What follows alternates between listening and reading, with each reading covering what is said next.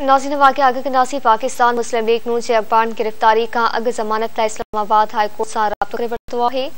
वज़ीर आज़म जे मामले ख़ुसूसी अता तारड़ ऐं राणा मशहूद समेत नवाज़ लीग जे 12 अखबारनि गिरफ़्तारियुनि खां अॻु ज़मानत लाइ इस्लामाबाद हाई कोर्ट में ज़मानत लाइ दरख़्वास्तूं जमा कराए छॾियूं आहिनि।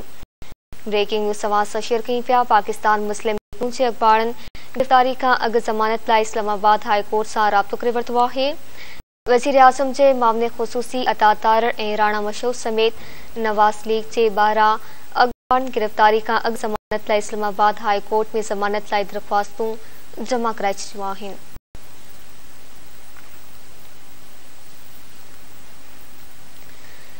ब्रेकिंग न्यूज़ तव्हां सां शेयर कयूं पिया। पाकिस्तान मुस्लिम लीग नून जे अखबारनि गिरफ़्तारी खां अॻु ज़मानत लाइ इस्लामाबाद हाई कोर्ट सां राब्तो करे वरितो आहे। वज़ीर आज़म जे मामले ख़ुसूसी अता तारड़ ऐं राणा मशहूद समेत नवाज़ लीग जे 12 अखबारनि गिरफ़्तारी खां अॻु ज़मानत लाइ इस्लामाबाद हाई कोर्ट में ज़मानत लाइ दरख़्वास्तूं जमा कराए छॾियूं आहिनि।